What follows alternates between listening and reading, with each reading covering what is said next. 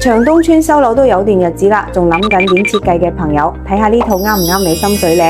全屋家私配色白加木色，搭配地面淺灰色瓷磚，乾淨利落，有格調，十分嘅襟睇。